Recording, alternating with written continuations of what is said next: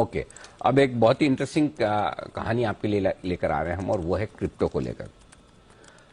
अगर आपसे पूछा जाए कि कोई एक ऐसा बिजनेस जो बिजनेस करने वाले वो भी नुकसान में, बिजनेस करवाने वाले वो भी नुकसान में, और बिजनेस के कस्टमर्स वो भी नुकसान में। तो आप सोचेंगे ये क्या बिजनेस है जिसमें सबके सब लोगों का नुकसान है। जी हाँ, बिल्कुल, ये आपने सही सुना और सही समझा। तो ये बिजनेस है क्रिप्टो का, और क्रिप्टो में कुछ इंटरेस्टिंग और बड़े डेवलपमेंट हो रहे हैं। यानी कि क्रिप्टो में पैसा लगाने वाले इन्वेस्टर्स, उनकी हालत तो आप देख ही सकते हैं। बिल्कुल, क्या हालत है आजकल क्रिप्टो की, नुकसान में। क्रिप्टो खरीदने के लिए फाइनेंस करने वाले लेंडर्स वो नुकसान में, और क्रिप्टो के एक्सचेंज चलाने वाले वो भी नुकसान में, कि सारे के सारे नुकसान में। और इस नुकसान से मुझे एक कोरिलेशन और याद आ रहा है बंसल जी के काम का, वो मैं आगे बताऊंगा।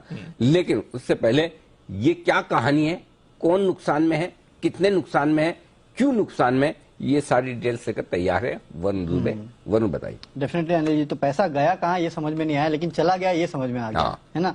तो अब ये हुआ कैसे? तो वैसे हम देख रहे थे कि लगातार ग्लोबली आप देखिए हर एसेट क्लास में बिकवाली हो रही थी, और इसके चलते क्रिप्टो जो है उसमें बिकवाली तो कुछ ज्यादा ही बढ़ चुकी थी। इंडिया की मैं आपको बात बताऊं तो 1 जुलाई को क्रिप्टो पे टीडीएस लगाना जो है वो सरकार ने शुरू कर दिया था, और इसके बाद आप देखिए ट्रेडिंग वॉल्यूम जो है क्रिप्टो के उसमें जोरदार गिरावट आई है। करीब 98% के आसपास की गिरावट जो है इसके बाद एक्सचेंजेस पे क्रिप्टो के वॉल्यूम्स में देखने मिली है। और सिर्फ ये देश में ही नहीं हुआ, बल्कि अगर आप देखेंगे ग्लोबली भी अगर आप देखेंगे तो क्रिप्टो के ओवरऑल वॉल्यूम जो है, दाम गिरे जैसे क्रिप्टो के वैसे क्रिप्टो के वॉल्यूम्स जो है कहीं ना कहीं लगातार कम होते गए। इनफैक्ट कुछ क्रिप्टो एक्सचेंजेस तो ऐसे हैं, एक है FTX यूएस करके, उसने कह दिया कि हम तो अब क्रिप्टो में ट्रेडिंग ही बंद कर देंगे और पूरी तरह से जो है इक्विटी पे शिफ्ट करने की सोच रहे हैं। इस तरह के कहीं ना कहीं एक्सचेंजेस की हालत है।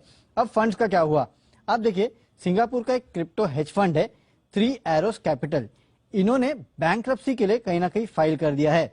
अब क्रिप्टो की तेजी के समय ये जो 3 एरो कैपिटल है इनका AUM करीब $10 बिलियन के आसपास होता था, और इन्होंने काफी सारे क्रिप्टोस में पैसे लगाए थे, जैसे कि ल्यूना नाम का एक क्रिप्टो था और UST जैसे क्रिप्टोस थे, इनमें इन्होंने पैसे लगाए थे। और आपने देखा ल्यूना का हाल क्या हुआ, एक समय था 3 महीने पहले करीब 9,000 रुपए के आसपास ही ट्रेड करता था।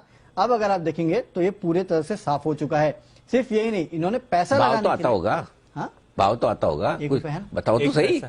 बताइए क्या? एक पैसा, सॉरी 1 पैसा, हाँ 1 पैसा, हाँ 1 पैसा, 1 पैसा रह गया, नाम के लिए रह गया। और ब्रोकरेज कितनी लगी उस पे? अगर कोई ले ही ले तो ब्रोकरेज कितनी लगेगी? एक पैसा छोड़ो, वो एक शिबू कॉइन है 0.000, पता नहीं आगे कितने जीरो लगते हैं, उसके बाद नंबर आता है उसमें। अच्छा, ऐसे भी शिबू, हाँ शिबू, शिबू तो डॉगी का नाम होता हाँ, बट तो डोज कॉइन बनाया था इलॉन मस्क ने, तो उसी के उसमें एक शिबा कॉइन बनाया गया। अच्छा, उसी में से निकला, उसी में से निकला। खानदान तो वही है। तो जी 1 पैसा तो फिर भी जाता है। ये बता रहा हूँ। तो इस 3 एरो कैपिटल ने ना दरअसल पैसे लगाने के लिए फंड जुटाए थे, करीब 5,200 करोड़ के आसपास का लोन जो है इन्होंने लिया था, और अब वो लोन चुकाना भी इन कंपनियों के लिए कहीं ना कहीं पूरी तरह से नहीं लोन चुका पा रहे हैं, तो ये भी एक दिक्कत है। और सिर्फ 3 एरो कैपिटल ने पैसे नहीं बैंक्रप्सी फाइल नहीं किए, वॉयेजर नाम की क्रिप्टो कंपनी है, उसने भी यहाँ पे बैंक्रप्सी के लिए घोषणा कर दी है। तो लगातार ये जो क्रिप्टो कंपनीज है वो बैंक्रप्सी की घोषणा कर रहे हैं, लेकिन कुछ अपने आप को बचाने की कोशिश कर रहे हो। बचा कैसे रहे हैं कि अगर आप क्रिप्टो एक्सचेंज पे है और अगर आपने ट्रेडिंग नहीं की है तो आपको पेनल्टी भरनी पड़ेगी। यहाँ बिटस्टैम नाम की क्रिप्टो एक्सचेंज है, उन्होंने ट्रेड नहीं करने पे €10 महीने का चार्ज लगाने की बात की है।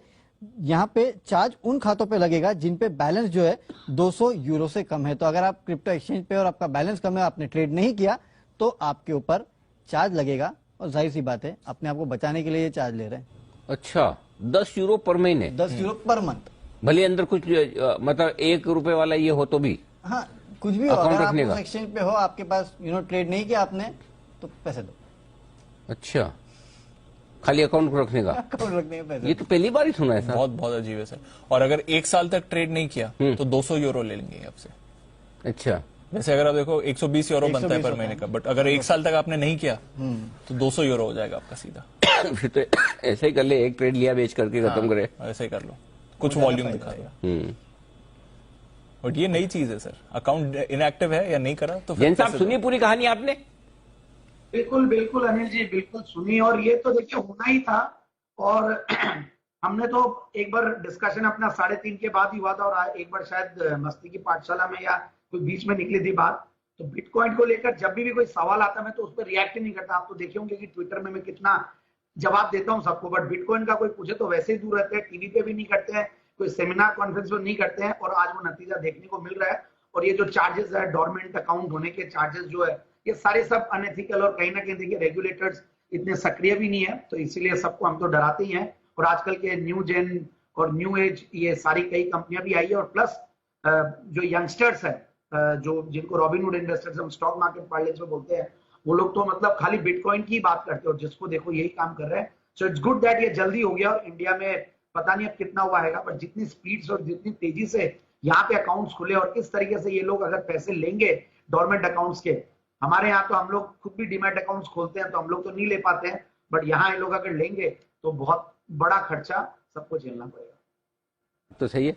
अच्छा कुणाल जी, एक चीज बताइए, थोड़े समय पहले ऐसे ही हुआ था, बंसल जी रिलेट भी कर पाएंगे, बट नॉट ऐसे पर्सनली नहीं ऐसा, मतलब बता रहा हूँ ऐसा। तो पहले अभी वो बीच में थोड़े बैंकों के अकाउंट एनपीओ नहीं होते थे बहुत सारे, तो शराब बनाने वाली बड़ी कंपनी के अकाउंट बैंकरप्ट हो गए, याद है ना? याद है। हाँ, फिर वो देश छोड़ के भी चले गए थे, ये सब हुआ। हाँ, तो तब ये बहुत चलता था कि जो कंपनी शराब बना रही वो दिवालिया होगी, बराबर है। बराबर। जिन बैंकों ने उस कंपनियों को लोन दिया उनके लोन भी बैड डेट्स हो गए, मतलब बैंक के भी पैसे गए, प्रोमोटर के भी पैसे गए, और पीने वाले के तो जाते ही, आपको पता है। तो फिर कमाता कौन है? पैसा जाता किधर है? बिल्कुल सही है अनिल जी, सत्य बात है ये। और अनिल जी, ये बात काफी इंडस्ट्रीज के लिए सही है अनिल जी। तो आप बिल्कुल सही कह रहे हैं, और ये उस समय चला था, और इसका जवाब अनिल जी वही देगा जो सेवन करता हो इस तरह के पदार्थों का। तो आप अनिल जी पूछ सकते हैं उनसे। ऐसा तो हम किसी को जानते नहीं भाई, देखो हम किसी को क्या बोले को, हम तो जानते नहीं है, इसलिए पता नहीं। लेकिन ये सवाल तो जरूर है। बाकी हमारा सवाल तो क्रिप्टो पर ही है कि देखो, क्रिप्टो में एक्सचेंज नुकसान में, क्रिप्टो में इन्वेस्ट करने वाले नुकसान में, और क्रिप्टो के अगेंस्ट में लोन देने वाले भी नुकसान में। ये एक मतलब बड़ी टिपिकल सिचुएशन इस वक्त बनी हुई है। एक जमाना था क्रिप्टो में निवेश करने वाले तो पैसा बना रहे थे, काफी बनाए भी, अच्छा खासा बनाए भी, लेकिन अब थोड़ा मामला मुश्किल भरा जरूर है। बिल्कुल। चलिए।